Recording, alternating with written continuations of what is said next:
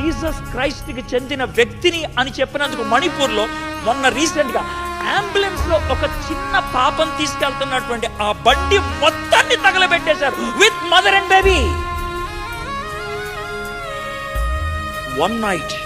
One night, May 3rd night, one night, 247 churches were demolished because they are Christians and they belong to Christ. 9,000 people have ran away. We don't know whether they are alive or not. Ee rozki lekkalavi 9,000. That is the situation. They are living like that. Why? Christianity is hated all over the world.